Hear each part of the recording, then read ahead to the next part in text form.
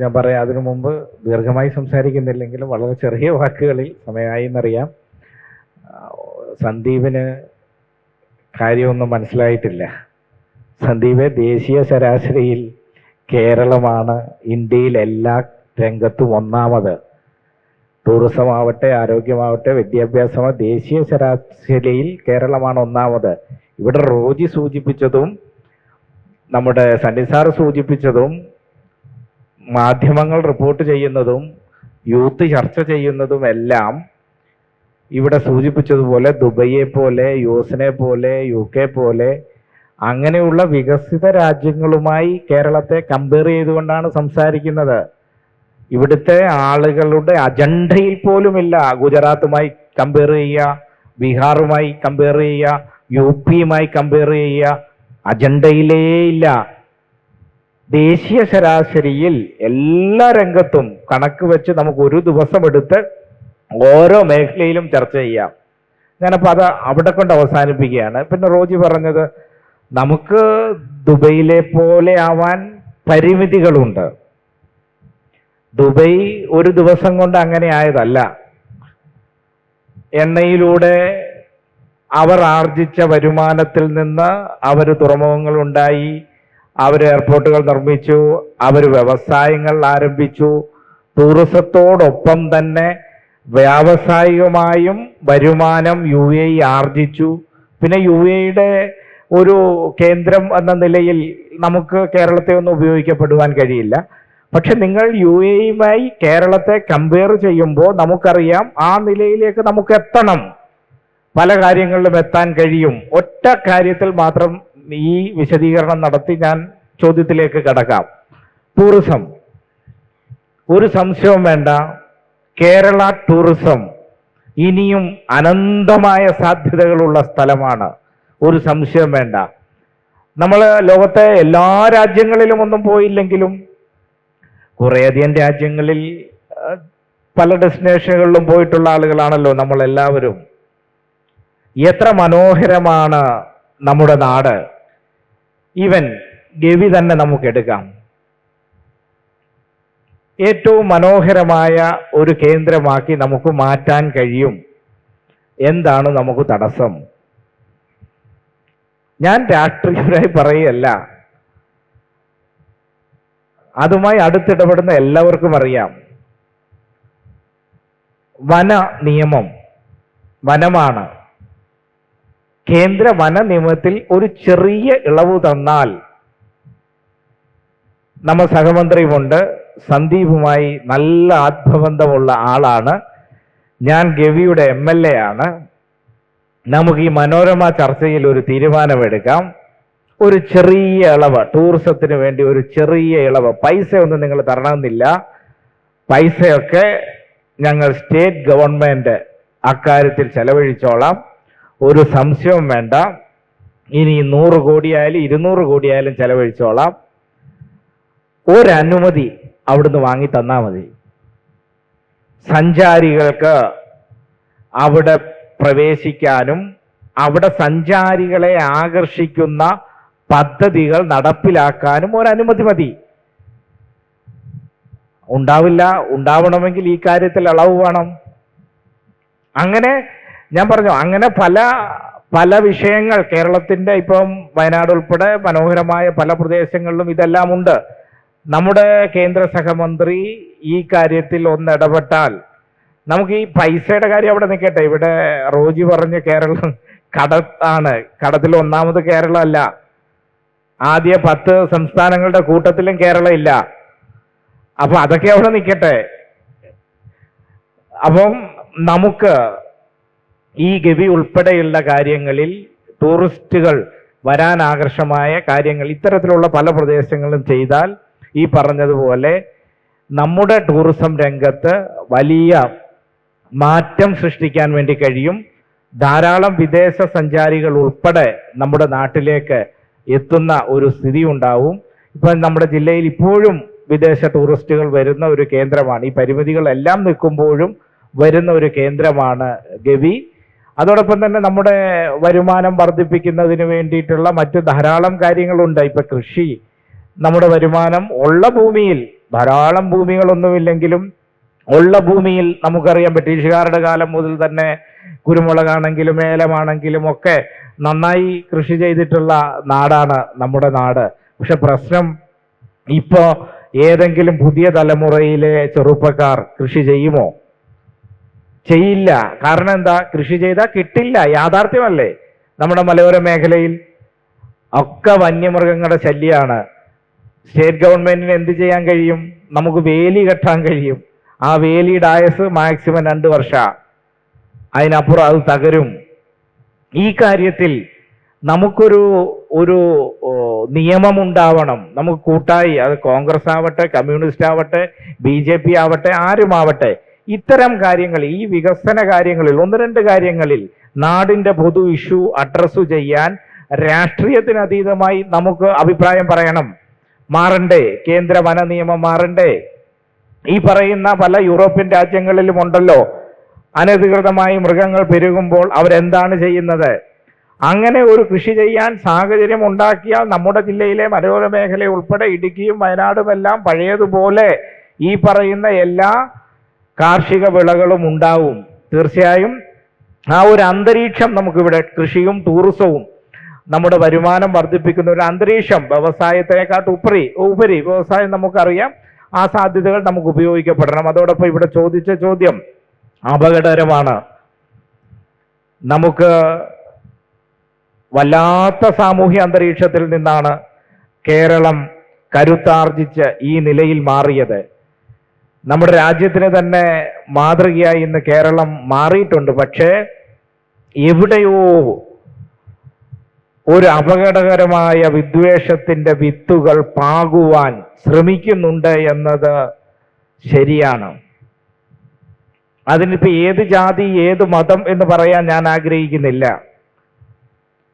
ഞാൻ കഴിഞ്ഞ ദിവസം ഇരുന്ന ഒരു യോഗത്തിൽ ഒരു മാന്യൻ വന്ന് പരസ്യമായി മതം പറയുകയാണ്, ജാതി പറയുകയാണ്. അയാളുടെ മതത്തെക്കുറിച്ചൊരു പ്രാഥമിക ധാരണ പോലും ഇല്ലാത്ത മനുഷ്യനാണെന്ന് എനിക്ക് മനസ്സിലായി. എന്ന് വെച്ചാൽ കേരളത്തിന്റെ പൊതുസമൂഹത്തിൽ നിന്നുകൊണ്ട് ജാതിയും മതവും പറയുന്നവർ അവർ ഏത് പ്ലാറ്റ്ഫോമിൽ നിന്നായാലും അത് ശരിയല്ല എന്ന് പറയുവാനുള്ള ആർജവം കേരളത്തിന്റെ യൂത്തിന്റെ ഭാഗത്തു നിന്നും ഉണർന്നു വരണം. നമുക്ക് ഒരു മതവും മനുഷ്യനെ ദ്രോഹിക്കാൻ പഠിപ്പിക്കുന്നില്ല. എല്ലാ മതവും പഠിപ്പിക്കുന്നത് സ്നേഹത്തിന്റെ സന്ദേശമാണ്. ആ നവോത്ഥാന നായകന്മാർ പ്രചരിപ്പിച്ചതും അതുതന്നെയാണ്. ആ പ്ലാറ്റ്ഫോമിൽ നിന്നുകൊണ്ട് ജാതിയും മതവും ഒക്കെ പറയുന്നവരെ ഈ തുടക്കത്തിൽ തന്നെ അതിനെ ചെറുത്തു തോൽപ്പിക്കാൻ നമുക്ക് കഴിഞ്ഞില്ലെങ്കിൽ ഈ പറഞ്ഞതുപോലെ അപകടകരമായ സ്ഥിതിയിലേക്ക് പോകും. വടക്കേ ഇന്ത്യയിലൊക്കെ നാം കാണുന്നു. ഇപ്പോ ആ ജുനൈദിനെ കൊന്നവർ ജുനൈദിനെ അതിനു മുമ്പ് കണ്ടിട്ടേയില്ല. വേഷം കൊണ്ട് തൊപ്പിയും ഇതും ധരിച്ചിട്ടുണ്ട്, മുസ്ലിമാണെന്ന് കണ്ടു, അപ്പോഴേ കൊല്ലുകയാണ് എന്ന നിലയിലേക്ക് രാജ്യത്തിന്റെ പല ഭാഗങ്ങൾ മാറുമ്പോൾ നമ്മുടെ നാട് മാറാതിരിക്കണം.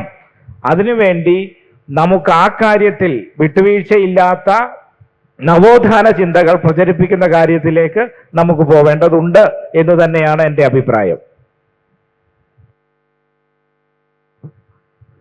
ഞാൻ താങ്കൾ ചോദിച്ച ചോദ്യം, നമ്മൾ കേരളം സാമൂഹിക വികസന സൂചികകളിലെല്ലാം നമ്മൾ നേരത്തെ സൂചിപ്പിച്ചതുപോലെ വലിയ മുന്നേറ്റം കൈവരിച്ചിട്ടുള്ള ഒരു നാടാണ്.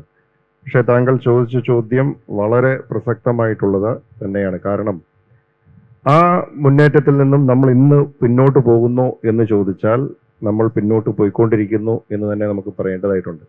താങ്കളുടെ ചോദ്യത്തിൽ തന്നെ അതുണ്ട്, നമ്മൾ പിന്നോട്ട് പോകുന്നു എന്നുള്ളത്. കാരണം പ്രത്യേകിച്ച് നമ്മൾ ഒരു പരിധിവരെ ഇപ്പം നേരത്തെ സൂചിപ്പിച്ചതുപോലെ മറ്റ് വടക്കേന്ത്യൻ സംസ്ഥാനങ്ങളെയൊക്കെ അപേക്ഷിച്ച് നോക്കുമ്പോൾ ജാതി വിവേചനം, അതുപോലെ തന്നെ മതത്തിന്റെ പേരിലുള്ള വ്യത്യാസങ്ങൾ അല്ലെങ്കിൽ മതത്തിന്റെ പേരിലുള്ള കലഹങ്ങൾ, ഇതിനെയൊക്കെ ഒരു പരിധി വരെ നമ്മൾ അതിജീവിച്ച ഒരു നാടായിരുന്നു നമ്മുടേത്. ഇവിടെ ഇപ്പോഴും നമുക്ക് ഇനി മുന്നോട്ട് വേണ്ടതെന്ന് വെച്ചാൽ നമുക്കിപ്പോഴും ഇപ്പോൾ എന്താ പറയുന്ന ദുരഭിമാന കൊലയും അതുപോലെ തന്നെ ഇപ്പോൾ ഇന്റർകാസ്റ്റ് മാരേജസ് ഒന്നും അധികം പ്രൊമോട്ട് ചെയ്യപ്പെടുന്ന ഒരു നാടൊന്നുമല്ല. അതൊക്കെ ഉള്ളിലുണ്ട്, ഉള്ളിൽ ഒരു ബഹുഭൂരിപക്ഷ ആളുകൾക്ക് അത് ഉള്ളിൽ തന്നെ ഉണ്ട്. പക്ഷെ എന്നിരുന്നാൽ പോലും പ്രത്യക്ഷത്തിലോ അല്ലെങ്കിൽ പൊതുജീവിതത്തിലോ അത് ഒരു തടസ്സമാവാതെ, വലിയ പ്രശ്നങ്ങൾ കൂടാതെ, പ്രത്യേകിച്ചും മതസൗഹാർദ്ദത്തിന്റെ കാര്യത്തിൽ നമ്മൾ എല്ലാ കാലത്തും ലോകത്തിന് തന്നെ അല്ലെങ്കിൽ മാതൃകയായിട്ടുള്ള ഒരു നാടായി കേരളം നിലകൊണ്ടിട്ടുണ്ട്. പക്ഷെ നിർഭാഗ്യവശാൽ കഴിഞ്ഞ കുറെ നാളുകളായി കേരളത്തിലും വലിയ തോതിലുള്ള വിഭാഗീയത, അത് താഴെ തട്ടിലേക്ക് സാധാരണക്കാരുടെ അല്ലെങ്കിൽ ചെറുപ്പക്കാരുടെ ഉൾപ്പെടെ മനസ്സുകളിലേക്ക് അത് കുത്തിവെക്കപ്പെടുന്നുണ്ട് എന്നുള്ളത് ഒരു പച്ചയായ യാഥാർത്ഥ്യമാണ്. അത് കേരളത്തെ വലിയ അപകടത്തിലേക്ക് കൊണ്ടുപോകും. ഇപ്പോൾ ഏറ്റവും ഒടുവിലായിട്ട് നമ്മൾ കാണുന്നത് കേരളത്തിന്റെ പ്രത്യേക സാഹചര്യത്തിൽ കേരളത്തിൽ രൂപപ്പെട്ടു വരുന്ന അല്ലെങ്കിൽ രൂപപ്പെടുത്തിക്കൊണ്ടിരിക്കുന്ന ഒരു ക്രിസ്ത്യൻ മുസ്ലിം ഡിവൈഡ് ഉണ്ട്. അത് വേറൊരു സ്ഥലത്തും ഇല്ലാത്ത രീതിയിലുള്ള ബോധപൂർവമായിട്ടുള്ള ശ്രമം കേരളത്തിൽ ക്രൈസ്തവ മുസ്ലിം വിഭാഗങ്ങൾക്കിടയിൽ ഭിന്നിപ്പുണ്ടാക്കാൻ വേണ്ടിയിട്ട് നടന്നുകൊണ്ടിരിക്കുന്നുണ്ട്. അതിന്റെ പിന്നിൽ രാഷ്ട്രീയ ലക്ഷ്യങ്ങളുണ്ട്, വെരി ക്ലിയർ. അതിന്റെ പിന്നിൽ രാഷ്ട്രീയ ശക്തികളുണ്ട്. കാരണം ഇത് ബോധപൂർവം കേരളത്തിൽ ഈ രണ്ട് സമുദായങ്ങളെ തമ്മിലടിപ്പിക്കാൻ വേണ്ടിയിട്ടുള്ള ഒരു ശ്രമം നടന്നുകൊണ്ടിരിക്കുന്നുണ്ട്. അത് നമ്മളൊക്കെ വിചാരിക്കുന്നതിനപ്പുറത്തുള്ള ഇംപ്ലിക്കേഷൻസ് അല്ലെങ്കിൽ റിപ്പർക്കഷൻസ് ഉള്ള ഒരു പ്രശ്നം തന്നെയാണ്. ഉദാഹരണം പറഞ്ഞാൽ ഇപ്പൊ ഇതൊക്കെ നടക്കുന്നത് പലതും വാട്സപ്പ് യൂണിവേഴ്സിറ്റികളിലൊക്കെയാണ്. വാട്സപ്പ് യൂണിവേഴ്സിറ്റികളിൽ വരുന്ന പല കാര്യങ്ങൾ വരുന്നു. ഇപ്പോൾ ഒരാൾ കഴിഞ്ഞ ദിവസം ഒരു BJPയുടെ നേതാവ് അദ്ദേഹം പറയുന്നു, മീനച്ചിൽ താലൂക്കിൽ നിന്ന് തന്നെ ഏതാണ്ട് 300ഓളം പെൺകുട്ടികളെ ലവ് ജിഹാദ് വഴി കൊണ്ടുപോയി. അതിന്റെ കണക്ക് ചോദിച്ചാൽ 300 പോയിട്ട് 3 പേരെ കാണിക്കാൻ പറ്റില്ല. പക്ഷെ ഇതിങ്ങനെ ഒരു തരത്തിലുള്ള ഒരു ഇസ്ലാമോഫോബിയ അല്ലെങ്കിൽ ഒരു തരത്തിലുള്ള ഈ ഡിവൈഡ്, ബോധപൂർവമായിട്ടുള്ള ഒരു ഡിവൈഡ് എന്ന് പറയുന്നത് കേരളത്തെ വലിയ തോതിൽ ബാധിക്കും. അതിപ്പോ തന്നെ ബാധിച്ചുകൊണ്ടിരിക്കുകയാണ്. അതില് രാഷ്ട്രീയ താല്പര്യങ്ങളുണ്ട്, അതിനകത്ത് വലിയ തോതിലുള്ള രാഷ്ട്രീയ താല്പര്യങ്ങളുണ്ട്. അത് കഴിഞ്ഞ ഞാൻ പറഞ്ഞല്ലോ, കേരളത്തില് ഈ വലത് മുന്നണികളൊക്കെ ഭരിക്കുന്ന സമയത്തൊക്കെ ആണെങ്കിലും നമ്മൾ അത്തരത്തിലുള്ള ഒരു വിഭാഗീയത കേരളത്തിൽ വളർന്നു വരാനായിട്ട് ആരും സമ്മതിച്ചിട്ട്, അല്ലെങ്കിൽ നമ്മൾ ആരും അത് ചിന്തിച്ചിട്ടേ ഇല്ല. അപ്പൊ നമ്മൾ നമ്മുടെ സുഹൃത്തുക്കളെ തിരഞ്ഞെടുക്കുമ്പോൾ അല്ലെങ്കിൽ നമ്മൾ ഇന്ററാക്ട് ചെയ്യുമ്പോൾ ഹിന്ദുവാണോ ക്രിസ്ത്യാനിയാണോ അല്ലെങ്കിൽ ഏത് ജാതിയാണോ എന്നൊന്നും ആരും അന്വേഷിച്ചിട്ടില്ല. മുസ്ലിം ആണോ ഇതൊന്നും നോക്കിയിട്ടില്ല. അതൊക്കെ നമ്മൾ കോഡിയലായിട്ടുള്ള ഒരു അറ്റ്മോസ്ഫിയറിലാണ് നമ്മളൊക്കെ വളർന്നു വന്നിട്ടുള്ളത്. പക്ഷെ അത് കഴിഞ്ഞ കുറെ കാലങ്ങളായി ആ ഒരു കോഡിയൽ അറ്റ്മോസ്ഫിയറിന്, ആ സിറ്റുവേഷനെ തുരങ്കം വയ്ക്കുന്ന പ്രവർത്തനങ്ങൾ ഉണ്ടാവുന്നുണ്ട്. അതിൽ രാഷ്ട്രീയ താല്പര്യങ്ങളുണ്ട്. അത് ഈ വിഭാഗങ്ങളെയൊക്കെ തമ്മിലടിപ്പിച്ച് ഏതെങ്കിലും തരത്തിൽ ഇലക്ട്രൽ ആയിട്ടുള്ള നേട്ടങ്ങൾ കൈവരിക്കാൻ സാധിക്കുമോ എന്നുള്ള ചില രാഷ്ട്രീയ പ്രസ്ഥാനങ്ങളുടെ ചിന്തകൾ തന്നെയാണ് അതിന്റെ പിന്നിലുള്ളത്. അവർ ബോധപൂർവമായിട്ട് സിസ്റ്റമാറ്റിക് ആയിട്ട് നടത്തിക്കൊണ്ടിരിക്കുന്ന, കേരളത്തിന്റെ പൊതുബോധത്തിലേക്ക് കുത്തിവെച്ചുകൊണ്ടിരിക്കുന്ന ഇത്തരത്തിലുള്ള ഭിന്നിപ്പിന്റെ ഒരു രാഷ്ട്രീയമുണ്ട്. അത് കേരളത്തെ വളരെ ഗുരുതരമായിട്ട് വരുന്ന ആളുകളിൽ ബാധിക്കും. ഇപ്പോൾ തന്നെ അത് ബാധിച്ചുകൊണ്ടിരിക്കുകയാണ്.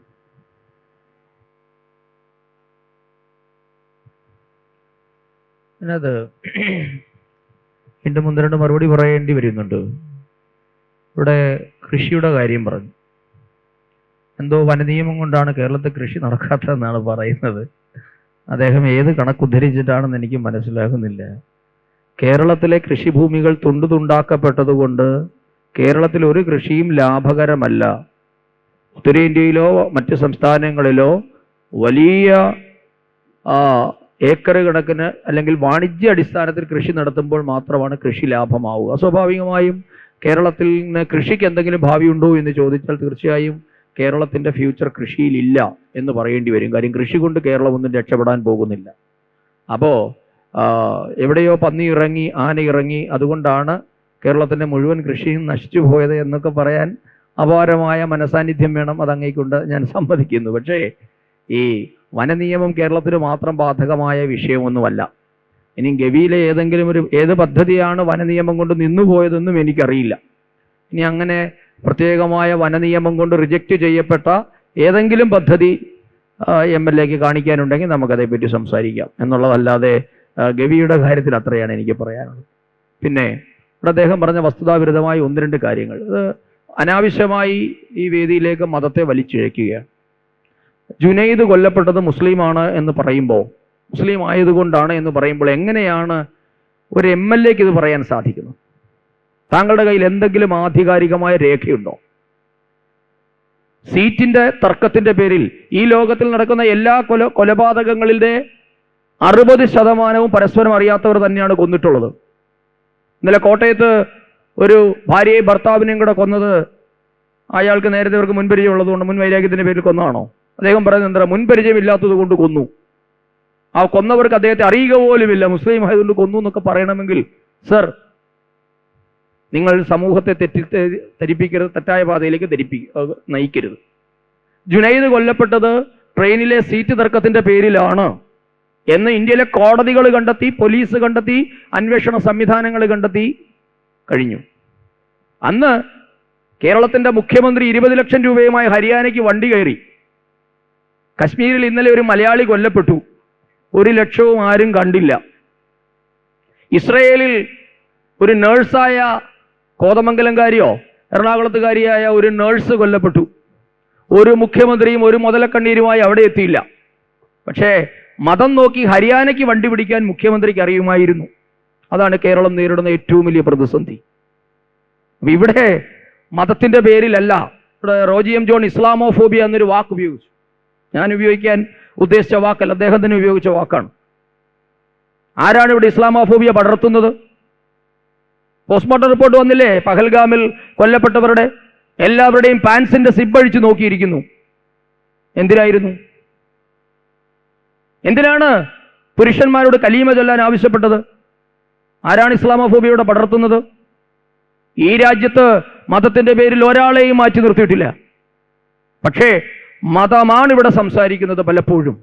അവർക്കൊക്കെ 4 വോട്ടിനു വേണ്ടി ഏത് ഭീകരവാദിയെയും കൂട്ടുപിടിക്കേണ്ട ഗതികേടിലാണ്. പോളിറ്റ് ബ്യൂറോ സമ്മേളനത്തിൽ കണ്ടില്ലേ, പലസ്തീനുകാർക്ക് ഐക്യദാർഢ്യം പ്രഖ്യാപിച്ചുകൊണ്ട് വസ്ത്രമണിച്ച് CPM-കാർ വരുന്നു. ഞങ്ങളിലില്ല ഹൈന്ദവ രക്തം, ഞങ്ങളിലില്ല ക്രിസ്ത്യൻ രക്തം, ഞങ്ങളിലില്ല ഇസ്ലാം രക്തം, ഞങ്ങളിലുള്ളത് മാനവരക്തം എന്ന് വിളിച്ചവർ പലസ്തീനിലെ തീവ്രവാദികൾക്ക് ഐക്യദാർഢ്യം പ്രഖ്യാപിക്കുന്നു. പലസ്തീന്റെ പ്രധാനമന്ത്രിയുടെ പ്രസ്താവന ഇന്ന് വന്നിട്ടുണ്ട്, വായിച്ചു നോക്കിയോ CPM-ന്റെ പോളിറ്റ് ബ്യൂറോ? ഹമാസ് നായ്ക്കളെ എന്നാണ് പലസ്തീൻ പ്രധാനമന്ത്രി അവരെ വിളിച്ചത്. കടക്ക് നായ്ക്കളെ പുറത്ത്, ഞങ്ങളെ സമാധാനമായി ജീവിക്കാൻ അനുവദിക്കൂ എന്നാണ് ഹമാസിന്റെ പലസ്തീന്റെ പ്രധാനമന്ത്രി തന്നെ പറഞ്ഞത്. പക്ഷെ പോളിറ്റ് ബ്യൂറോയ്ക്ക് ഇപ്പോഴും അവർ സമാധാനത്തിന്റെ പതാകവാഹകന്മാരാണ്. അപ്പൊ ആരാണ് സാർ മതം ഭക്ഷിച്ച് ജീവിക്കുന്നത് എന്ന് ഞങ്ങളെ കൊണ്ട് പറയിപ്പിക്കരുത്. തരാതരം പോലെ മതത്തെ പ്രീണിപ്പിച്ചിട്ട് ഇവിടെ മതസ്പർദ്ധ ഉണ്ടായി എന്ന് മുതലക്കണ്ണീർ ഒഴുക്കുകയാണ്. എങ്ങനെയാണ് മതപ്രീണനം നടത്തി ഈ രാജ്യത്തെ അധികാരം നേടിയെടുക്കാൻ ശ്രമിച്ചത്? ഷാബാനു കേസിന്റെ കാലഘട്ടം മുതലുള്ള മതപ്രീണനത്തെ പറ്റി ഞാൻ പറഞ്ഞു തരണോ? ദയവ് ചെയ്ത് സദസ്സിനെ അത്തരം കാര്യങ്ങളിലേക്ക് വലിച്ചിഴക്കരുത്. അതുകൊണ്ട് മിണ്ടാതിരിക്കുകയാണ് എല്ലാവർക്കും നല്ലത്. ഞങ്ങളാരും മതം എവിടെയും പറഞ്ഞിട്ടില്ല. പക്ഷെ അനീതി കണ്ടാൽ ചോദ്യം ചെയ്യും. അതിന്റെ പേരിൽ ഞങ്ങളെ വർഗീയവാദികളെന്ന് നിങ്ങൾ വിളിച്ചാൽ അഭിമാനത്തോടുകൂടി അത് ഏറ്റെടുക്കും, ഒരു സംശയവുമില്ല കാര്യത്തിൽ. അനീതിയെ അംഗീകരിച്ചു കൊടുക്കാൻ ഞങ്ങൾ തയ്യാറല്ല. എവിടെയാണ് മതത്തിന്റെ പേരിൽ ഇവിടെ അനീതി നടപ്പാക്കുന്നത്? എന്തുകൊണ്ടാണ്? നിങ്ങൾക്ക് മതം നോക്കി കൊല്ലാം. ഹിന്ദുവിനെയും ക്രിസ്ത്യാനിയെയും മാറ്റി നിർത്തുകയാണ്. ആരാണ് ഇസ്ലാമോഫോബിയ പടർത്തുന്നത്? അപ്പൊ ദയവ് ചെയ്ത് അത്തരം കാര്യങ്ങളിലേക്ക് നമ്മൾ പോയാൽ നമ്മുടെ സദസ്സിന്റെ അന്തരീക്ഷം നഷ്ടമാകും എന്നതുകൊണ്ട് ഞാൻ കൂടുതൽ കാര്യങ്ങളിലേക്ക് പോകുന്നില്ല. പിന്നെ കേരളത്തിന്റെ സാമൂഹിക അന്തരീക്ഷത്തെ പറ്റി പറഞ്ഞു. ഇതേ സാംസ്കാരിക കേരളത്തിലാണ് കോട്ടയത്തെ കെവിൻ എന്ന് പറയുന്ന ചെറുപ്പക്കാരനെ ദുരഭിമാന കൊലയുടെ പേര് തല്ലിക്കൊന്നത്. എന്നിട്ട് നമ്മൾ ഉത്തരേന്ത്യയിലേക്ക് നോക്കിയിരിക്കുകയാണ്. ജുനൈദിന് 20 ലക്ഷം കൊടുക്കാൻ പറ്റുമോ എന്നാണ് നമ്മുടെ നോട്ടം. കെവിനെ തല്ലിക്കൊന്നു. എന്തിനായിരുന്നു തല്ലിക്കൊന്നത്? ദുരഭിമാനക്കല ഒന്നല്ല. ഒരു നേരത്തെ വിശപ്പടക്കാൻ വേണ്ടി അല്പം അരി മോഷ്ടിച്ചതിന് മധു എന്ന് പറയുന്ന ചെറുപ്പക്കാരനെ വിചാരണ ചെയ്തു കൊന്നു. നമ്മൾ ഉത്തരേന്ത്യയിലേക്ക് നോക്കിയിരിക്കുകയാണ്. കേരളം 1-ാം നമ്പറാണെന്ന് പറഞ്ഞുകൊണ്ട് എത്രയാ സംഭവങ്ങൾ! എത്രയിടത്താണ് കഴിഞ്ഞ ദിവസം ഒരു സ്കൂളിൽ നടന്ന സംഭവം നിങ്ങൾ കണ്ടില്ലേ? കൂട്ടമായി ചേർന്ന് മൃഗങ്ങളെ, ചെന്നായ്ക്കളെ പോലെ, ഏറ്റവും കൂടുതൽ സംഘടിതമായി ആക്രമിക്കുന്ന ചെന്നായ്ക്കളാണ്. മൃഗലോകത്ത് ചെന്നായിയുടെ മുന്നിൽ, സംഘത്തിന്റെ മുന്നിൽ അകപ്പെട്ടാൽ ഏത് മൃഗത്തെയും അവൻ ആക്രമിക്കും. അതേ ചെന്നായിയുടെ ക്രൗര്യത്തോടുകൂടി സഹപാഠിയെ ആക്രമിക്കുകയാണ്. ആ ചെറുപ്പക്കാരൻ മരിച്ചുപോയില്ലേ? എന്തേ? 1-ാം നമ്പർ കേരളത്തിന് ഇടിവൊന്നും പറ്റിയില്ലേ? അതോ ഇതല്ലേ ഉത്തരേന്ത്യക്ക് മാത്രം അവകാശപ്പെട്ടതാണോ? അപ്പൊ ഇത്തരത്തിലുള്ള വിവേചനങ്ങൾ, ഇരട്ടത്താപ്പുകൾ നമ്മൾ അവസാനിപ്പിക്കണം. നിങ്ങൾ രാഷ്ട്രീയ നേട്ടത്തിന് വേണ്ടി പലതും പറഞ്ഞുകൊള്ളൂ, പക്ഷെ ഇരട്ടത്താപ്പ് ചെലവാകില്ല. ചോദ്യം ചെയ്യുമ്പോൾ നിങ്ങൾക്ക് അസ്വസ്ഥത ഉണ്ടാകും. ആ അസ്വസ്ഥതയെ അഭിമുഖീകരിക്കുക അല്ലാതെ മറ്റു മാർഗമില്ല. കേരളത്തെ പിന്നോട്ടടിച്ചിട്ടുണ്ട് എങ്കിൽ അത് കേരളത്തിൽ തരാതരം പോലെ വർഗീയതയെ പ്രീണിപ്പിച്ചതിന്റെ ഫലമാണ്. മാറി മാറി പ്രീണിപ്പിച്ചു. കോയമ്പത്തൂരിലും ബാംഗ്ലൂരിലും സ്ഫോടന കേസിൽ പ്രതിയായ അബ്ദുൽ നാസർ മദിനിയെ മഹാത്മാ മദിനി എന്നാണ് വിശേഷിപ്പിച്ചത്. ഇന്നലെ പോളിറ്റ് ബ്യൂറോ ജനറൽ സെക്രട്ടറി പറയുകയാണ്, മദിനി എന്റെ ആത്മസുഹൃത്താണ്, എനിക്കൊരു കുറ്റബോധവും ഇല്ല എന്നാണ് പറയുന്നത്. എന്താണ് പറഞ്ഞത്? കശ്മീരിൽ 26 പഹൽഗാമിൽ 26 നിരപരാധികളെ ഭീകരന്മാർ വെടിവെച്ച് കൊന്നതിനെ പറ്റി എന്താ പറഞ്ഞത്? 370-ാം വകുപ്പ് റദ്ദാക്കിയതിലുള്ള റിട്ടാലിയേഷൻ ആണ് എന്ന്. എങ്ങനെ പറയാൻ സാധിക്കുന്നു ഒരു ഭരണാധികാരിയായിരുന്ന മനുഷ്യന്? അദ്ദേഹം കേരളത്തിന്റെ വിദ്യാഭ്യാസ സാംസ്കാരിക മന്ത്രിയായിരുന്നു എന്നതാണ് ഏറ്റവും ലജ്ജാകരം. അദ്ദേഹം പറയുകയാണ്, സ്വന്തം ജനതയ്ക്ക് നേരെ അതിർത്തി കടന്ന് ഭീകരവാദികൾ നിറയൊഴിച്ചത് ഭരണകൂടത്തിനോടുള്ള റിട്ടാലിയേഷനാണ് എന്ന് സമീകരിക്കാൻ, അതിനെ ലഘൂകരിക്കാൻ സാധിക്കുന്നിടത്താണ് കേരളം നേരിടുന്ന ഏറ്റവും വലിയ സാമൂഹ്യമായ പിന്നോക്ക അവസ്ഥ. അത് മാത്രമേ എനിക്ക് പറയാം. സദസ്സിൽ നിന്നുള്ള ചോദ്യങ്ങൾക്ക് സ്വാഗതം. എൻ്റെ പേര് ജോൺസൺ എന്നാണ്. ഇവിടെ നിങ്ങൾ കേരളത്തിൻ്റെ വിദ്യാഭ്യാസ ചരിത്രത്തിൽ ഭയങ്കരമായ മാറ്റം സൃഷ്ടിച്ചുവെന്ന് ജിനേഷ് സാറും പിന്നെ റോണി സാറും പിന്നെ സന്ദീപ് സാറിൻ്റെ പാർട്ടി കേരളത്തിൽ അധികാരത്തിൽ വരാത്തത് കൊണ്ട് അദ്ദേഹം ഒന്നും പറഞ്ഞില്ല. ഇവിടെ ക്രൈസ്തവ മിഷണറിമാരത് പള്ളിയോടൊപ്പം പള്ളിക്കൂടം എന്ന മഹത്തായ ആശയത്തിലൂടെ പിന്നീട് മധ്യ തിരുവിതാംകൂറിന്റെ മഹാറാണിയായിരുന്ന ലക്ഷ്മിഭായ് തമ്പുരാട്ടിയും പിന്നീട് മഹാത്മാ അയ്യങ്കാളി അടക്കമുള്ളവർ സാമൂഹികമായ നവോത്ഥാനത്തിലൂടെ വിദ്യാഭ്യാസ ചരിത്രത്തിന് പുതിയ അധ്യായം സൃഷ്ടിച്ചത്. ആ സൃഷ്ടിച്ച അധ്യായത്തെ കടമെടുത്ത് ജോസഫ് മുണ്ടശ്ശേരി മാഷ് EMS നമ്പൂതിരിപ്പാടിന്റെ മന്ത്രിസഭ കേരളത്തിൽ അധികാരത്തിൽ വന്നപ്പോൾ അതിനെ പിന്തുടർന്ന ഒരു വളർച്ച മാത്രമേ ഉള്ളൂ. അതായത് നട്ട ചെടിക്ക് വെള്ളം കോരി എന്ന് മാത്രമേ ഉള്ളൂ. അപ്പോൾ നിങ്ങൾ അതിൽ അഭിമാനപ്പെടേണ്ടതായിട്ടൊരു കാര്യവുമില്ല. നമ്മളിത് യഥാർത്ഥത്തിൽ റോണി സാർ പറഞ്ഞതുപോലെ ഒരു എഡ്യൂക്കേഷൻ ഹബ്ബാക്കി മാറ്റുവാൻ, ലോകം ഉറ്റുനോക്കുന്ന, ലോകം ദർശിക്കുന്ന തരത്തിലേക്കുള്ള ഒരു എഡ്യൂക്കേഷൻ ഹബ്ബാക്കി മാറ്റുവാൻ കേരളത്തിന് കഴിയുന്നില്ല എന്നുള്ളതാണ്. അതിന് വ്യക്തമായിട്ടുള്ള സൂക്ഷ്മദൃഷ്ടിയോടുകൂടിയുള്ള മറുപടികൾ നിങ്ങൾ ആരും ഇവിടെ പറഞ്ഞതുമില്ല. അപ്പൊ നമ്മൾ മനസ്സിലാക്കേണ്ടത്, ഇവിടെ കേരളത്തിൽ സെക്രട്ടേറിയറ്റിന്റെ ഫ്രണ്ടിൽ ഇവിടെ ആശാപ്രവർത്തകർ സമരം നടത്തുന്നു. പബ്ലിക് സർവീസ് കമ്മീഷന്റെ ബോർഡ് മെമ്പർക്ക് 2.5 ലക്ഷം രൂപ ശമ്പളം കൊടുക്കുന്നു. അപ്പം നമ്മുടെ മന്ത്രിമാർ ഏത് രാഷ്ട്രീയ പാർട്ടി ആയാലും, UDF ആയിരുന്നാലും LDF ആയിരുന്നാലും, നാളെ ഇനിയും കേരളത്തിൽ BJP അധികാരത്തിൽ വന്നാലും, അപ്പം ഇപ്പൊ നിങ്ങളുടെ ഈ ആഡംബരം അതില്ലാതാക്കാൻ നിങ്ങൾക്ക് എന്തെങ്കിലും ചെയ്യാൻ കഴിയുമോ? അല്ലെങ്കിൽ നിങ്ങൾക്ക് അതിനൊരു നടപടി എടുക്കുവാൻ നിങ്ങളുടെ ഭരണാധികാരികളോട് പറയാൻ കഴിയുമോ എന്നുള്ളതാണ് എൻ്റെ ചോദ്യം. അതിന്റെ ആദ്യത്തെ ഭാഗത്തിന് ഞാൻ ഉത്തരം പറയാം. രണ്ടാമത്തെ ഭാഗം എനിക്ക് തോന്നുന്നു ജനീഷ് അവരോട് പറയുന്നതായിരിക്കും നല്ലത്. ഈ ആദ്യത്തെ ഭാഗം എനിക്ക് തോന്നുന്നു ഞങ്ങൾ സംസാരിച്ചപ്പോൾ താങ്കൾ തുടക്കത്തിൽ ഉണ്ടായിരുന്നോ എന്ന് എനിക്ക് സംശയമുണ്ട്. ഞാൻ പറഞ്ഞത് താങ്കൾ പറഞ്ഞതും 100% ഒന്ന് തന്നെയായിരുന്നു. ഞാൻ പറഞ്ഞത് കേരളം വിദ്യാഭ്യാസ രംഗത്തും ആരോഗ്യരംഗത്തും കൈവരിച്ച നേട്ടം എന്ന് പറയുന്നത് അതിന് പതിറ്റാണ്ടുകളുടെ ചരിത്രമുണ്ട്, 100-ാണ്ടിലധികം വർഷത്തെ പാരമ്പര്യമുണ്ട്. നമുക്ക് ക്രിസ്ത്യൻ മിഷണറിമാരുടെ കാലവും അതുപോലെ തന്നെ കേരളത്തിന്റെ നവോത്ഥാനവും ആ കാലഘട്ടം മുതൽ, രാജഭരണകാലം മുതൽ കേരളം കൈവരിച്ചിട്ടുള്ള ഒരു നേട്ടമുണ്ട്. ആ നേട്ടത്തിന്റെ തുടർച്ച മാത്രമാണ്, അല്ലെങ്കിൽ പ്രത്യേകിച്ച് കേരളത്തിൽ ഭരിച്ച ഏതെങ്കിലും ഒരു ഗവൺമെന്റിന്റെ മാത്രം അവകാശവാദമായിട്ട് കേരളത്തിന്റെ വിദ്യാഭ്യാസ അല്ലെങ്കിൽ ആരോഗ്യ മേഖലയിലെയോ അല്ലെങ്കിൽ ഹ്യൂമൻ ഡെവലപ്മെന്റ് ഇൻഡെക്സിലെയോ നമുക്ക് കാണാൻ കഴിയില്ല എന്ന് തന്നെയാണ് ഞാൻ തുടക്കത്തിൽ പറഞ്ഞത്. താങ്കൾ തുടക്കത്തിൽ ഉണ്ടായിരുന്നു എന്ന് എനിക്ക് സംശയമുണ്ട്. അപ്പോൾ അത് അവിടെ നിൽക്കാണ്. രണ്ടാമത്തെ കാര്യം താങ്കൾ പറഞ്ഞത് 100% ഞാൻ യോജിക്കുന്നു. നമുക്ക് കേരളത്തിൽ നമ്മൾ ഇതുപോലെ ഇത്രയധികം നേട്ടങ്ങൾ കൈവരിക്കുന്നു. നമുക്കിവിടെ വന്ന് തൊഴിലെടുക്കുന്ന, ഇപ്പോ ബീഹാറിൽ നിന്നോ അല്ലെങ്കിൽ ആസാമിൽ നിന്നോ ഒറീസയിൽ നിന്നോ ഒക്കെ വന്ന് തൊഴിലെടുക്കുന്ന ഇതര സംസ്ഥാന തൊഴിലാളികൾക്ക് ലഭിക്കുന്ന ഒരു കൂലി പോലും നമുക്കറിയാം. അപ്പോൾ അതൊക്കെ വെച്ച് നോക്കുമ്പോൾ നമ്മുടെ ആശാ വർക്കർമാരായാലും അംഗനവാടി പ്രവർത്തകരായാലും ഹരിതകർമ്മ സേനക്കാരായാലും നമുക്ക് വേണമെങ്കിൽ പറയാം നമുക്ക് രാജ്യത്ത് ഏറ്റവും കൂടുതൽ കൊടുക്കുന്നത് നമ്മളാണെന്ന് പറയാം. പക്ഷേ കേരളത്തിന്റെ വില നിലവാര സൂചികയും കേരളത്തിന്റെ ജീവിത നിലവാര സൂചികയും ഒക്കെ പരിശോധിക്കുമ്പോൾ അത് മതിയോ എന്ന് ചോദിച്ചാൽ അത് തീർത്തും പോരാ. അവർ സമരം ചെയ്യുന്നത് ന്യായമായ ആവശ്യത്തിന് വേണ്ടി തന്നെയാണ് സമരം ചെയ്യുന്നത്. കാരണം ഒരു ദിവസവേതനം ഈ പറയുന്ന ഒരു 232 രൂപയ്ക്ക് പണിയെടുക്കാൻ ഇന്ന് ഇവിടെ ഇരിക്കുന്ന ആരെയും കിട്ടൂല. അപ്പോ അവർക്ക് അതിൽ കൂടുതൽ ലഭിക്കാനുള്ള അർഹതയുണ്ട്. അവർക്ക് ആ അർഹത നിഷേധിക്കപ്പെടുകയും മറുവശത്ത് ഈ പറഞ്ഞതുപോലെ PSC മെമ്പർമാരുടെയൊക്കെ ഈ രീതിയിലുള്ള ശമ്പള വർധനം എന്ന് പറയുന്നത് അതൊരർത്ഥത്തിൽ പറഞ്ഞാൽ കേരളത്തിന്റെ മനസാക്ഷിയോട് അല്ലെങ്കിൽ കേരളത്തിലെ ജനങ്ങളെ വെല്ലുവിളിക്കുന്നതും അല്ലെങ്കിൽ ഒരർത്ഥത്തിൽ പറഞ്ഞാൽ കേരളത്തിലെ ജനങ്ങളെ കൊഞ്ഞനം കുത്തുന്ന ഒരു നടപടി തന്നെയാണ്. അതൊന്നും നമുക്ക് ഒരു കാരണവശാലും അംഗീകരിക്കാൻ പറ്റില്ല. അത്തരത്തിലുള്ള നടപടികൾ പൂർണ്ണമായിട്ടും ഒഴിവാക്കേണ്ടത് തന്നെയാണ്.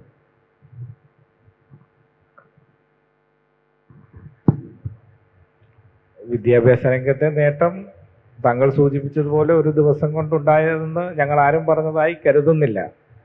അത് ഈ പറഞ്ഞതുപോലെ അയ്യങ്കാളിയും ക്രിസ്ത്യൻ മിഷണറിമാരും സാമൂഹ്യ പരിഷ്കർത്താക്കളും എല്ലാം ഇടപെട്ട് ഘട്ടം ഘട്ടമായി ആർജിച്ചതാണ്.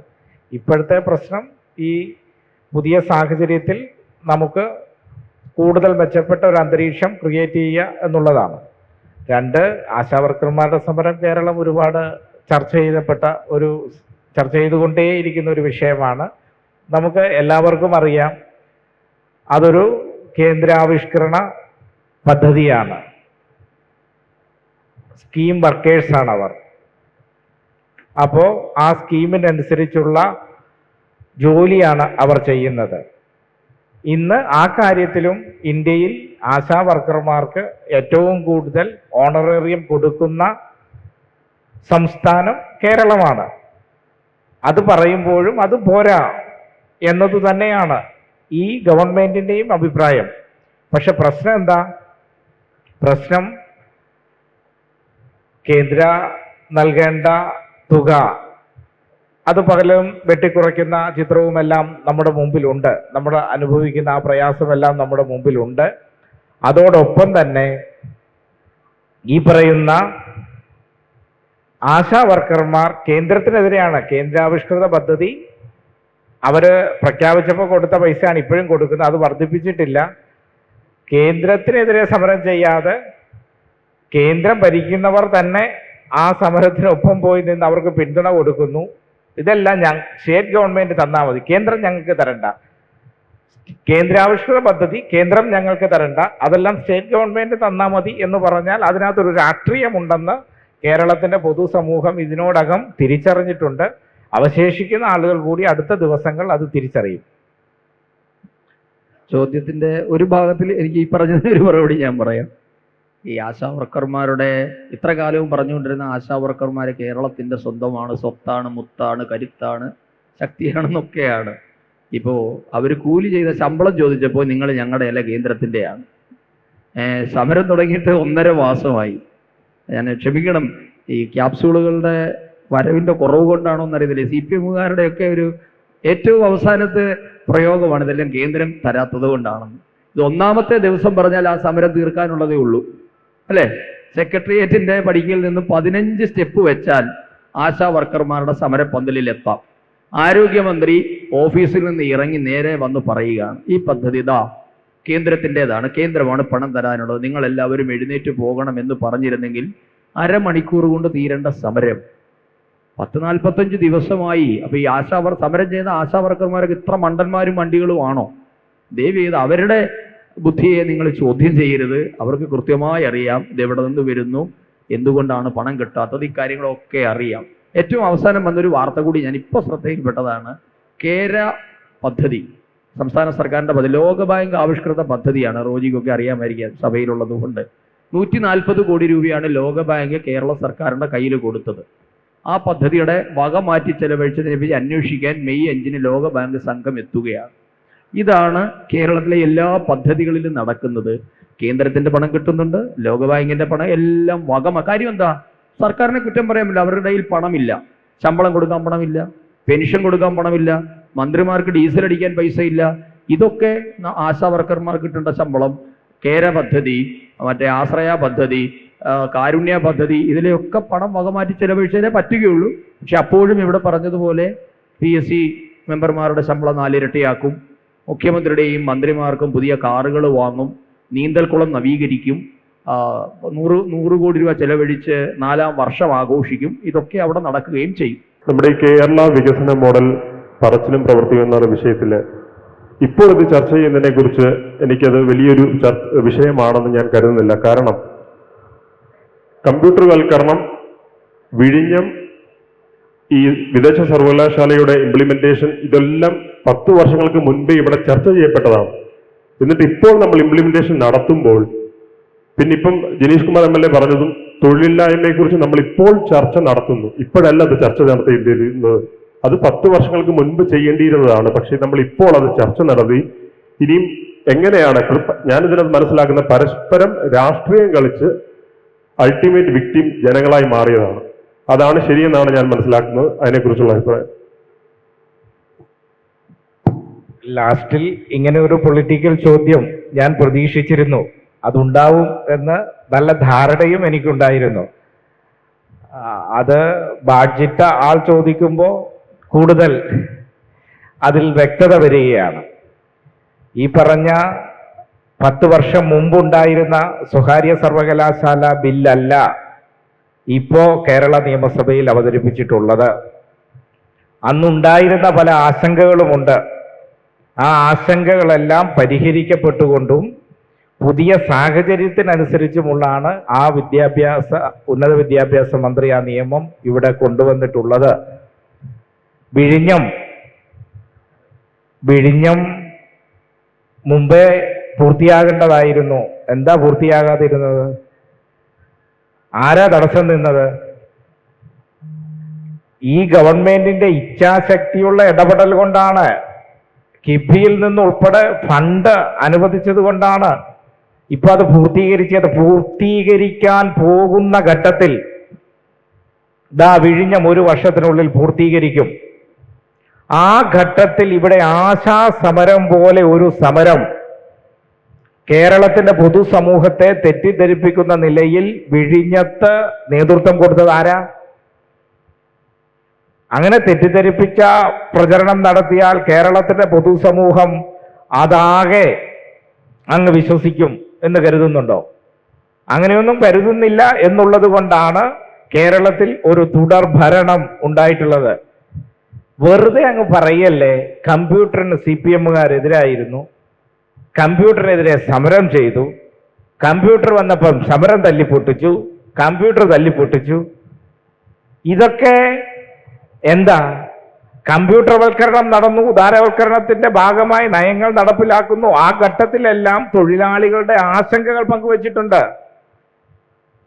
അത് തൊഴിലാളി വർഗ പ്രസ്ഥാനം എന്ന നിലയിൽ പങ്കുവച്ചിട്ടുണ്ട്. അത് അവരുടെ ആശങ്കകൾ കൂടി പരിഹരിച്ചുകൊണ്ട് വേണം അത് നടപ്പിലാക്കാൻ. അത് പറഞ്ഞിട്ടുണ്ട്. എന്ന് പറഞ്ഞാൽ കമ്പ്യൂട്ടറിനെതിരെ ആണ് എന്ന വ്യാഖ്യാനമാണോ നൽകുന്നത്? ഇവിടെ ഇത്തരത്തിൽ മുടങ്ങിക്കിടന്ന ധാരാളം പദ്ധതികൾ, നിങ്ങളെന്താ ദേശീയപാതയെക്കുറിച്ച് പറയാതിരുന്നത്? ഉപേക്ഷിച്ചു പോയതല്ലേ ദേശീയപാത? ആ ദേശീയപാത ഇന്ത്യയിൽ എവിടെയെങ്കിലും സംസ്ഥാന സർക്കാർ പണം കൊടുത്ത് നടപ്പിലാക്കിയിട്ടുണ്ടോ? ഇന്ത്യയിൽ എവിടെയെങ്കിലും? 5000-ലധികം കോടി രൂപ കിഫ്ബിയിൽ നിന്നും സ്ഥലമേറ്റെടുക്കുകയാണ് ദേശീയപാതയ്ക്ക്. ഇന്ത്യയിൽ ഒരു സംസ്ഥാനത്തും ഉണ്ടായിട്ടില്ല. കേരളത്തിലാണ്. കേരളത്തിൽ ഗെയിൽ പൈപ്പ് ലൈൻ ഒന്ന് നടപ്പിലാക്കി കാണിച്ചാൽ അന്നത്തെ BJP നേതാവ് സുരേന്ദ്രൻ പറഞ്ഞ എന്താ? പിണറായി വിജയനെ ഞാൻ അംഗീകരിക്കാം എന്നാ പറഞ്ഞത്, ഇല്ലേ? കേരളം ചർച്ച ചെയ്തതല്ലേ? ഗെയിൽ പൈപ്പ് ലൈൻ നടപ്പിലാക്കി. അങ്ങനെ മുടങ്ങിക്കിടന്ന ഓരോ വികസന പ്രവർത്തനങ്ങളും, ആ വികസന പ്രവർത്തനങ്ങളെല്ലാം അതിവേഗം നടപ്പിലാക്കുന്നതുകൊണ്ടാണ് ഇപ്പോ സാധാരണ ജനങ്ങൾ പറയുന്നത് മൂന്നാമതും ഈ ഗവൺമെന്റ് വരാൻ പോകുന്നു എന്ന് പറഞ്ഞത്. ഞാൻ ഇത്രയും നേരം ആ നിലയിലുള്ള രാഷ്ട്രീയമായ ശക്തമായ ഭാഷയിൽ ഞാൻ സംസാരിച്ചില്ല. പക്ഷെ അവസാനം ഒരാൾക്ക് കൂടി ചോദ്യം ചോദിക്കാം എന്ന് പറയുകയും ആ ചോദ്യം ഇത്തരത്തിലാകുകയും ചെയ്തത് കൊണ്ടാണ് ഞാൻ ഇത്തരത്തിൽ പ്രതികരിക്കേണ്ടി വന്നത്. ഞാൻ ഒരു കാര്യം കൂട്ടിച്ചേർത്തോട്ടെ. ഇതിനകത്ത് 1-2 കാര്യങ്ങൾ നമ്മൾ മനസ്സിലാക്കണം.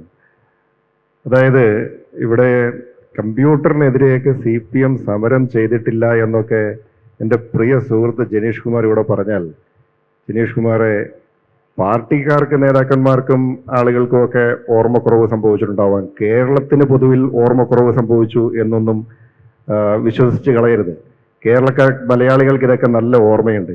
ഇനി രണ്ടാമത്തെ കാര്യം, വിഴിഞ്ഞത്തിന്റെ അവകാശവാദവും ഇപ്പോൾ ഉന്നയിച്ചുകൊണ്ടിരിക്കുകയാണ്. ആയിക്കോട്ടെ, വിഴിഞ്ഞം വന്ന സമയവും ആ സമയത്തുണ്ടായിട്ടുള്ള സമരങ്ങളും അതിനെതിരെ ഉണ്ടായിട്ടുള്ള പ്രക്ഷോഭങ്ങളും 5000 കോടി രൂപയുടെ പദ്ധതിയിൽ 6000 കോടിയുടെ അഴിമതി എന്നുള്ള ആരോപണങ്ങളൊക്കെ നമ്മളതൊക്കെ ഒത്തിരി നാൾ ചർച്ച ചെയ്താണ്. അതുകൂടെ ആയിക്കട്ടെ. ഇനി മൂന്നാമത്തെ കാര്യം, ഇപ്പോൾ 10 വർഷത്തെ ഭരണത്തിന് ശേഷം ഇപ്പോൾ ആകെ പറയാനായിട്ടുള്ള ഒരു ദേശീയപാതയാണ്. ഈ ദേശീയപാതയുടെ ഒരു യാഥാർത്ഥ്യം അറിയാമോ? നമ്മൾ വസ്തുതകൾ മറച്ചു വയ്ക്കാൻ പറ്റില്ലല്ലോ. നമ്മളൊക്കെ ഇത് തൊണ്ട തൊടാതെ നമ്മളൊക്കെ എല്ലാം വിഴുങ്ങാൻ പറ്റില്ലല്ലോ. ദേശീയപാത വികസനത്തിന് വേണ്ടി ഭൂമി ഏറ്റെടുക്കുവാൻ വേണ്ടി ഇന്ന് ഇന്ത്യ മഹാരാജ്യത്ത് സംസ്ഥാന ഗവൺമെന്റുകൾ പണം കൊടുക്കുന്നത് നിരവധി സംസ്ഥാന ഗവൺമെന്റുകളുണ്ട്. ഞാൻ കണക്ക് തരാം. കാരണം ദേശീയപാത പ്രൊജക്ട് എന്ന് പറയുന്നത് അത് പ്രോജക്റ്റ് ടു പ്രോജക്ട് ബേസിസ് ആണ്. ചില സംസ്ഥാനങ്ങൾ ചില പ്രോജക്റ്റിൽ 25% മുതൽ 50% മുതൽ ലാൻഡ് അക്വിസിഷന്റെ 100% വരെ സംസ്ഥാന സർക്കാരുകൾ മുടക്കിയതിന്റെ കണക്ക് ഞാൻ വേണം ജനീഷ് കുമാറിനെ തരാം. ഇപ്പൊ തരാൻ നിരവധി സംസ്ഥാനങ്ങൾ, കർണാടകം, അതുപോലെ തന്നെ ആന്ധ്രാപ്രദേശ്, ബീഹാർ ഉൾപ്പെടെയുള്ള സംസ്ഥാനങ്ങൾ, അങ്ങനെ നിരവധി സംസ്ഥാനങ്ങൾ കൊടുക്കുന്നുണ്ട്. തെലങ്കാന പ്രോജക്റ്റ് ആണ്. കണക്കുകൾ ഇതൊക്കെ നമ്മളിങ്ങനെ കേരളം മാത്രം ദേശീയപാത വികസനത്തിന് സംസ്ഥാനം പണം കൊടുത്തു എന്നൊക്കെ നമ്മളിങ്ങനെ ആവർത്തിച്ച് പറഞ്ഞതുകൊണ്ട് എന്താ ചെയ്യാതിരുന്നത്? ഞാൻ പൂർത്തീകരിച്ചോട്ടെ. ഒരു മിനിറ്റ്. ഇത് ജനീഷ് കുമാർ പറയേണ്ട മറുപടിയാണ്. അല്ല, നമ്മുടെ സന്ദീപ് പറയേണ്ട മറുപടിയാണ്. സന്ദീപ് പറയുന്നത് ഞാൻ വിചാരിക്കുകയാണ്. അതായത് 65,000 കോടി രൂപയുടെ ദേശീയപാത പദ്ധതി ഇവിടെ നടക്കുമ്പോൾ നിങ്ങൾ ഈ പറയുന്ന കേരളത്തിലെ ഏറ്റവും വലിയ വികസന നേട്ടം ഉണ്ടായി എന്ന് പറയുന്നുണ്ടല്ലോ, അതിൽ സംസ്ഥാന സർക്കാരിന്റെ കോൺട്രിബ്യൂഷൻ എന്ന് പറയുന്നത് 5,000 കോടിയാണ്. അപ്പൊ ഈ 5,000 കോടിയുടെ നിങ്ങളുടെ ഈ കോൺട്രിബ്യൂഷൻ നടത്തിയിട്ടാണ് എന്ന് വെച്ചാൽ ഇതെല്ലാ സംസ്ഥാനങ്ങളും കൊടുക്കുന്നുണ്ടെന്നേ. അത് ഞാൻ കണക്ക് പറയാം. ഓരോ സംസ്ഥാനം 25% മുതൽ 100% വരെ ലാൻഡ് അക്വിസിഷന് കൊടുത്തിട്ടുണ്ട്. അപ്പൊ ഈ 65,000 കോടിയുടെ ഒരു പദ്ധതിയിൽ 5,000 കോടി രൂപ കൊടുത്തിട്ട് നമ്മൾ ഇത്ര മേനി നടിക്കല്ലേ? ഞാനിത് സന്ദീപ് പറയുന്നതാണ് ഞാൻ വിചാരിച്ചത്. ഞാനിത് പറഞ്ഞത് ഈ 10 വർഷത്തിന് ശേഷം ഇത്രയും വലിയൊരു കാര്യമായിട്ട് ഉയർത്തി കാണിക്കാനായിട്ട് ഇപ്പോൾ ഉള്ളത് ഈ 65,000-ൽ 5,000 കോടി കൊടുത്ത ഒരു പദ്ധതി മാത്രമേ ഉള്ളൂ. ഈ ഇവിടെ പറഞ്ഞ കാര്യത്തിൽ 1-2 വിശദീകരണങ്ങൾ. അദ്ദേഹം പറഞ്ഞില്ലേ, കേരളത്തിന്റെ പല മുടങ്ങിക്കിടന്ന പദ്ധതികളും ഞങ്ങൾ വന്നപ്പോൾ നടപ്പായി. ആരാ ഇതൊക്കെ മുടക്കിയത്? അതായത് ഇവര് പൊക്കിയ കൂടി ഇവര് താത്തു വെച്ചപ്പോൾ പ്രശ്നം തീർന്നു. ഗെയിൽ എന്താണ്, ഭൂഗർഭ ബോംബ് എന്നായി, ഭൂമിക്കടിയിലെ ബോംബ് എന്നായിരുന്നു അന്നത്തെ നറേറ്റീവ്. നമ്മളുടെ കൊച്ചി അന്താരാഷ്ട്ര വിമാനത്താവളം വരുമ്പോൾ ഒരു കാരണവശാലും എൻ്റെ ശവത്തിന് മുകളിൽ കൂടിയല്ല, പണ്ട് ഗാന്ധിജി ഇന്ത്യയെ വിഭജിക്കുമ്പോൾ പറഞ്ഞ അതേ ഡയലോഗ് പറഞ്ഞിട്ട് ഇന്ന് അതേ സിയാലിൻ്റെ ഡയറക്ട് ബോർഡിലുണ്ട്. സഹകരണ മേഖലയിൽ സ്വാശ്രയ കോളേജുകൾ കൊണ്ടുവരില്ല എന്ന് പറഞ്ഞിട്ട് 6 വിലപ്പെട്ട ജീവനുകൾ നഷ്ടമാക്കിയിട്ട് അതേ ബാങ്ക് ഭരിക്കുകയാണ്. പാത ദേശീയപാതയുടെ കാര്യത്തിൽ നരേന്ദ്രമോദി അധികാരത്തിൽ 2014 വരുന്നു. ഇന്ന് ഉമ്മൻചാണ്ടി സർക്കാർ, ബഹുമാനപ്പെട്ട ഉമ്മൻചാണ്ടി അന്നത്തെ മുഖ്യമന്ത്രി പോയി നരേന്ദ്രമോദിയെ കാണുന്നു. അദ്ദേഹം പൂർണ്ണ സഹകരണം വാഗ്ദാനം ചെയ്യുന്നു. അവിടുത്തെ വിഷയം അറിയുമോ? രാജ്യത്തെ എല്ലാ സംസ്ഥാനങ്ങളിലും 60 മീറ്ററാണ് ദേശീയപാതയുടെ വീതി. അന്ന് പ്രതിപക്ഷ നേതാവായിരുന്ന VS അച്യുതാനന്ദ നേതൃത്വത്തിൽ വലിയ സമരം കേരളത്തിൽ നടന്നു. 60 മീറ്റർ വീതി വേണ്ട, 45 മീറ്ററെ ചുരുക്കി കൊടുത്തു കേരളത്തിന്. ആലോചിച്ച് നോക്ക്. എന്നിട്ടെന്താ, ആ 45 മീറ്ററിലേക്കുള്ള ഭൂമി ഏറ്റെടുക്കാൻ സാധിച്ചിട്ടില്ല. അവസാനം പിന്നീട് അന്നത്തെ പൊതുമരാമത്ത് മന്ത്രിയായിരുന്ന ബഹുമാനപ്പെട്ട G. സുധാകരൻ ശ്രീമാൻ നിതിൻ ഗഡ്കരിയുമായി ചർച്ച നടത്തിയപ്പോൾ ഗഡ്കരി പറഞ്ഞു, നിങ്ങൾക്ക് ചെയ്യാവുന്നത് ചെയ്യുക. അവസാനം സംസ്ഥാന സർക്കാർ 5,000 കോടി രൂപയാണ് വാഗ്ദാനം ചെയ്തത്. നിതിൻ ഗഡ്കരിയുടെ പാർലമെന്റിലെ പ്രസംഗമുണ്ട്, ആർക്ക് വേണമെങ്കിലും പരിശോധിക്കാം. സംസ്ഥാനങ്ങൾ തന്ന കണക്കുകൾ 1 by 1 ആയി പറയുന്നുണ്ട്. എന്നിട്ട് അവസാനം പറഞ്ഞു, കേരളം ഈ പണം തരാൻ പറ്റില്ല എന്ന് സാങ്കേതിക പ്രശ്നം എഴുതി അറിയിച്ചിട്ടുണ്ട്, അതുകൂടി കേന്ദ്ര സർക്കാർ പരിഹരിച്ചു കൊള്ളാം, ഇനി ഞങ്ങൾക്ക് പണം തരാൻ പറ്റില്ല. 25% കൊടുക്കാമെന്ന് വാഗ്ദാനം ചെയ്തവരാണ്. 5,000 കോടിയിൽ ഒതുക്കി. ആ 5,000 കോടി കൊടുത്തിട്ട് ഇനി തരാൻ പറ്റില്ല എന്ന് കേന്ദ്ര സർക്കാരിനെ രേഖാമൂലം അറിയിക്കുകയും മുഴുവൻ പണവും കേന്ദ്ര സർക്കാരാണ് കൊടുത്തത്. ഇവിടെ ദേശീയപാതയുടെ ഗീർവാണം പറഞ്ഞതുകൊണ്ട് 2 ഉദാഹരണം ചൂണ്ടിക്കാണിച്ച് ഞാൻ നിർത്താം. ഞാൻ വരുന്ന ആലപ്പുഴ ജില്ലയിൽ നിന്നാണ്. ആലപ്പുഴ ജില്ലയിലെ ഒരു ബൈപ്പാസ് അന്നത്തെ പൊതുമരാമത്ത് മന്ത്രിയായ ശ്രീ TK ദിവാകരൻ തറക്കല്ലിട്ടതാണ്. അത് ആലോചിച്ച് നോക്കാം. 42 വർഷം എന്തേ? 2 പേരും മരിച്ചില്ലേ? ഇവിടെ ദേശീയപാത ഞങ്ങൾ വന്നപ്പോൾ വലിയ രീതിയിൽ നടപ്പാക്കിയത് എന്തുകൊണ്ടാ? 42 വർഷം TK ദിവാകരനാണ് കൊല്ലം ബൈപ്പാസിന്റെയും ആലപ്പുഴ ബൈപ്പാസിനും തറക്കല്ലിട്ടത്. നിതിൻ ഗഡ്കരി കേന്ദ്ര പൊതുമരാമത്ത് മന്ത്രിയായി, നരേന്ദ്രമോദി പ്രധാനമന്ത്രിയായി വന്നപ്പോഴാണ് ഇന്ന് അതിൽ കൂടി വാഹനം ഓടി തുടങ്ങിയത്. 42 വർഷമാണ്. ഒരു കല്ല് അതിന്റെ മുകളിൽ എടുത്തു വെക്കാൻ ഒരാൾക്ക് സാധിച്ചില്ല. 6 കേന്ദ്രമന്ത്രിമാരുണ്ടായിരുന്നു കേരളത്തിൽ നിന്ന്. ശ്രീമാൻ Sasi Tharoor, AK Antony, Vayalar Ravi, Kodikunnil Suresh, KC Venugopal 7, E Ahmed, Mullappally Ramachandran, 7 കേന്ദ്രമന്ത്രിമാർ കേരളത്തിൽ നിന്നുണ്ടായിരുന്നു. എന്തുകൊണ്ടാ കൊല്ലവും ആലപ്പുഴയും ബൈപ്പാസ് തീർക്കാതിരുന്നത്? അപ്പൊ അതുകൊണ്ട് ദേശീയപാതയുടെ ക്രെഡിറ്റ് നിങ്ങൾ എടുത്തോളൂ, നിങ്ങൾ ഫ്ലെക്സ് വെച്ച് അടിച്ചോളൂ, കുഴപ്പമില്ല. കാരണം ആ വകുപ്പ് ഭരിക്കുന്നത് അത്രയേറെ ഇമ്പോർട്ടൻ്റ് ആയിട്ടുള്ള ഒരു മനുഷ്യരാണ് ആ വകുപ്പ് ഭരിക്കുന്നത്.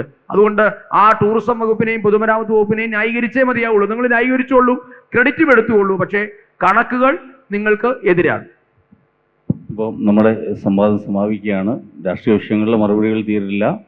അപ്പോൾ നമുക്ക് വീണ്ടും വീണ്ടും വേണമെങ്കിൽ പറയാൻ പറ്റും. പക്ഷേ ഇതിൽ പ്രത്യാശാനിർഭരമായൊരു കാര്യം, ഭാവി കേരളത്തെക്കുറിച്ചുള്ള നമ്മുടെ ആശങ്കകൾ ഭാവി കേരളത്തിൻ്റെ നേതാക്കളാകാൻ സാധ്യതയുള്ള നേതാക്കളായ ഇവരെല്ലാവരും പങ്കുവയ്ക്കുന്നു എന്നുള്ളതാണ്. അതിന് എല്ലാവർക്കും നന്ദി.